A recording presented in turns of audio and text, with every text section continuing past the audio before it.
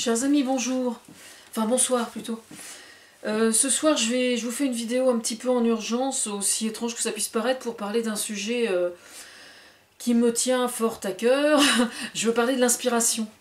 Alors, de l'inspiration que moi j'ai par rapport aux autres et que les autres ont par rapport à moi. Parce qu'en fait, il faut savoir que déjà sur le forum que je tenais il y a quelques années, j'avais expliqué que j'étais l'inspiratrice de plein de monde, gna gna gna. Bon. Je ne suis pas en train de nier que j'ai inspiré des gens, que ce soit Thomas Fersen ou que ce soit d'autres, c'est pas du tout ça.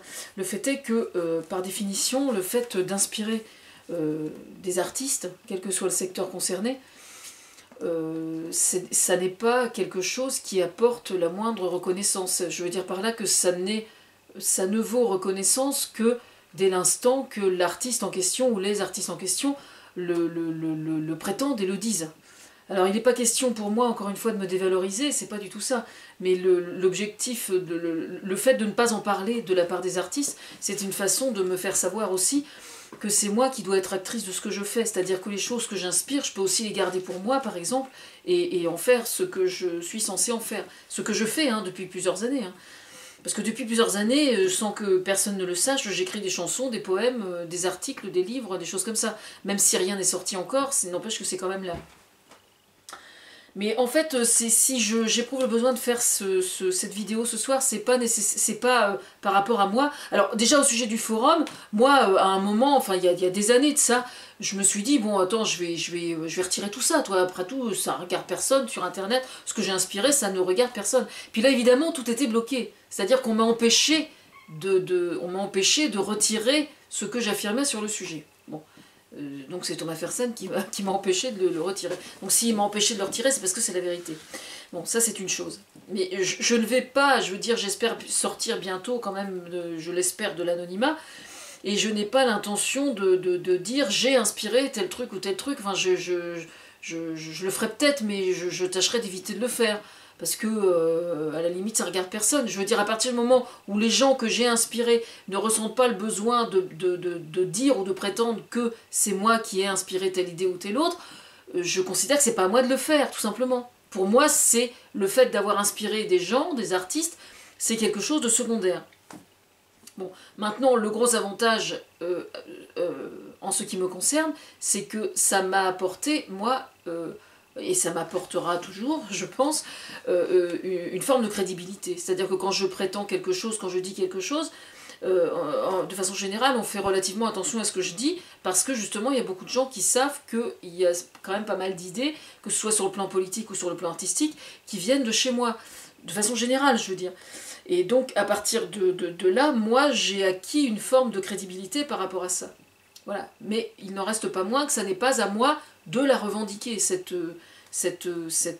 filiation, d'une certaine façon. Filiation intellectuelle, je veux dire. Bon, maintenant, il y a un autre problème au niveau de l'inspiration. Il y a eu, moi je suis extrêmement sensible à tout ce qui concerne, tout ce qui tourne autour de l'humour, pour plein de raisons différentes, que je n'ai pas à énumérer particulièrement ici, mais c'est quelque chose pour moi qui est vraiment fondamental. Alors j'ai écrit un livre sur le sujet il y a bien des années de ça, et puis je reconnais que j'ai un petit peu de mal à raccrocher les wagons ces temps-ci, parce que je peux pas être partout, quoi. Et donc c'est vrai que je suis relativement frustrée, parce que ma vraie nature, c'est quand même de raconter des conneries pour faire rigoler mes petits camarades, et que donc je suis frustrée par rapport à ça. Je repeins, donc ça c'est une bonne idée déjà. C'est un point important, j'ai enfin le sentiment d'être sur mes deux pieds, quoi. Même si j'ai toujours mes problèmes de jambes, c'est important de ne pas négliger ce qu'on est au plus profond de soi. Mais si je tiens à parler d'inspiration ce soir dans cette vidéo, c'est pour une autre raison, c'est relativement à ce qui s'est passé au sujet des humoristes sur la scène française actuellement, où les Canadiens ont accusé les Français de leur faucher des idées. Alors évidemment, moi sur le coup, pour être tout à fait franche, j'ai ricané, quoi, parce que je me suis dit, bah alors si moi, je devais me sentir blessée à chaque fois que j'ai sorti une connerie à Thomas, et que la connerie en question, je l'ai entendue dans la bouche d'un humoriste 3 jours après, franchement, je veux dire, j'ai plus qu'à me tirer une balle dans la tête, quoi, je veux dire, c'est vraiment stupide. Alors, j'ai appris un truc extrêmement interpellant sur le sujet, justement, c'est que Coluche, lui, que tout le monde admire, et moi la première, avait une théorie extrêmement particulière sur le sujet. C'était que le premier qui l'avait sorti à la télé ou sur une scène était le père de la blague. Voilà. Alors déjà, ça relativise énormément de choses, quoi. Ça, c'est la première chose. Maintenant, je vais vous raconter quelque chose. Il y a un an à peu près, il y a un homme qui est décédé, quelqu'un qui a énormément compté pour moi, c'était Hervé Lacoste, qui était prof d'histoire de l'art et dessinateur de BD, qui était mon prof d'histoire de l'art quand j'étais au lycée Jeanne d'Arc à Rouen, quand j'étais adolescente. Donc il habitait Saint-Austrebert, il est décédé il y a quelques mois ou l'année dernière. Au début que j'écrivais à Thomas Fersen, j'étais, donc il y a longtemps, il y a 17 ans, j'allais extrêmement mal, et évidemment, lui, c'était d'une certaine façon, artistiquement, c'était mon mentor. Il faut appeler les choses par leur nom. Et figurez-vous que j'étais allée le voir pour lui en parler. Et il s'était passé un truc extrêmement interpellant, c'est que Thomas Fersen avait écrit une chanson qui s'appelle La chauve-souris amoureuse d'un parapluie. Tous les gens qui sont fans de Thomas Fersen connaissent cette chanson, parce que c'est vraiment un de ses classiques. Et donc Thomas Fersen avait écrit cette chanson qui représentait, qui faisait le parallèle entre... je crois qu'il avait eu cette idée, donc c'est moi j'étais pour rien, hein, c'était bien avant que je commence à lui écrire. Il avait visité un jardin je ne sais où et il y avait des chauves-souris assez volumineuses qui étaient accrochées dans les arbres et suspendues comme ça faisait penser à un parapluie, quoi. Dès qu'il s'ouvrait une aile, ça faisait penser à un parapluie. Eh bien, figurez-vous que Hervé Lacoste avait fait un dessin, je l'ai mais j'arrive pas, malheureusement, j'ai essayé de le retrouver mais j'ai pas retrouvé, je le mettrai. Je l'ai scanné peut-être, mais je l'ai, parce qu'il me l'avait offert. Et donc sur ce dessin, il avait fait lui aussi justement une bulle de BD, enfin trois carrés de BD, où justement il faisait le parallèle entre le parapluie et la chauve-souris. Et pourtant, ils ne se connaissaient absolument pas, ils ne s'étaient pas rencontrés. Je veux dire par là, donc ça s'est passé, je sais pas, peut-être 5 ou 10 ans, peut-être 5 ans, je sais pas, avant que je commence à écrire à Thomas Fersen. Bon, c'est vrai que Thomas Fersen et lui avaient un certain nombre de points communs par rapport à la silhouette, au style au caractère, oui, il y a un certain nombre de points communs, ce serait malhonnête de le nier, mais c'est la vérité. Toujours est-il que c'était quand même extrêmement interpellant pour moi d'observer que ces deux hommes-là avaient eu justement... d'une certaine façon la même idée au même moment. Et pourtant, il n'y en a pas un qui avait pompé l'autre, hein, sans vouloir faire de jeu de mots grivois, il n'y en a pas un qui avait pompé l'autre, quoi, je veux dire. Et n'empêche que c'était quand même la vérité. Bon, ce qui se passe en fait, c'est que ce que personne ne dit, c'est que dans le processus de création et dans le phénomène d'inspiration, il y a tout simplement, c'est une affaire d'inconscient d'abord. C'est une affaire d'inconscient et pas de conscient. C'est extrêmement important de le comprendre, parce qu'il arrive quelquefois, par exemple, moi je sais que Thomas, il a des problèmes au niveau des mélodies maintenant, parce que je pense il craint, mais je pense que c'est valable chez n'importe quel auteur, chez n'importe quel compositeur, une fois qu'on trouve une bonne mélodie, on n'est jamais à l'abri du fait que cette mélodie, on l'ait déjà entendue quelque part, et qu'on l'ait mémorisée, mais que le conscient, lui, ne l'ait pas mémorisée. C'est-à-dire qu'on est persuadé de l'avoir inventé, alors qu'en fait on ne l'a absolument pas inventé, on l'avait déjà enregistré ailleurs parce qu'on l'a entendu ailleurs. Et ça, c'est un truc qui arrive vachement souvent. C'est-à-dire qu'il arrive que des artistes soient accusés de plagiat, alors qu'en fait, c'est parfaitement, ils sont de parfaite bonne foi, simplement ils l'ont entendu un jour et ça a été, c'est resté inscrit dans l'inconscient, quoi. Et donc ça ressort. Et à mon avis, il arrive extrêmement souvent que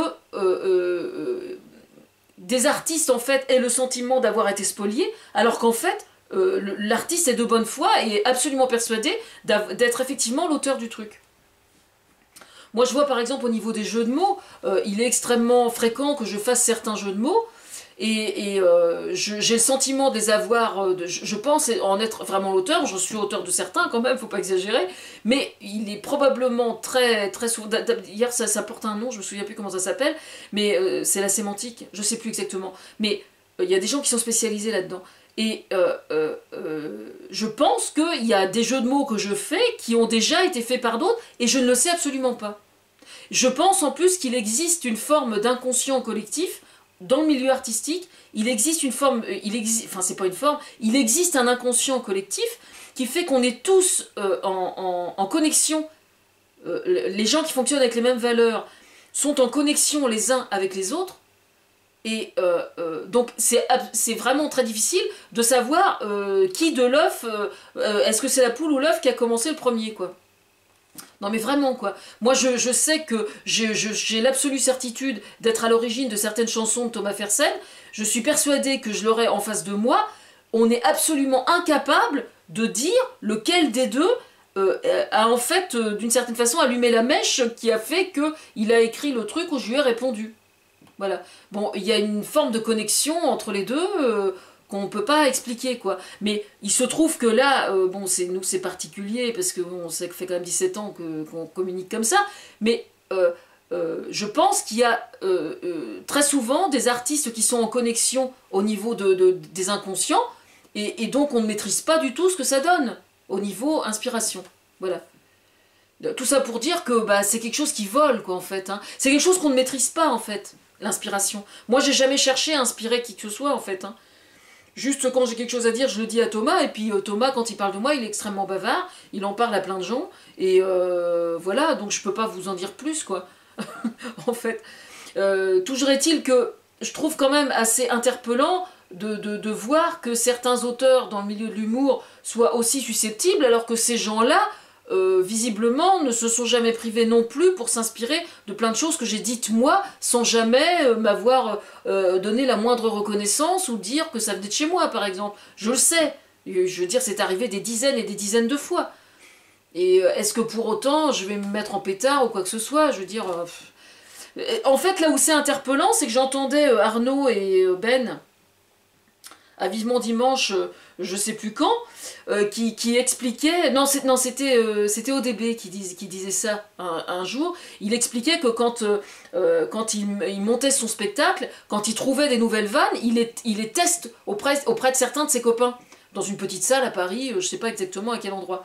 Mais je veux dire, à partir du moment où le nombre les quelques mecs qui sont là, sur lesquels il teste les vannes, vont aller raconter à Pierre-Paul Jacques, je veux dire, il faut quand même bien arriver à un moment à pouvoir tester les blagues que l'on met sur pied afin de voir si ça fonctionne ou pas, et si on a peur d'être spolié. Enfin, moi personnellement, j'avais quand même été un peu choquée d'apprendre que Coluche fonctionnait comme ça. Parce que c'est quand même... quand on a trouvé une bonne idée, quand même, c'est quand même l'idéal de pouvoir l'exploiter soi-même, quoi. Alors si on peut pas communiquer avec qui que ce soit au seul prétexte qu'on a l'impression de se faire voler l'idée qu'on a eue, c'est quand même un problème, quoi. Heureusement que je suis pas trop susceptible de ce côté-là, parce que je serais très très mal, hein, franchement. Enfin voilà.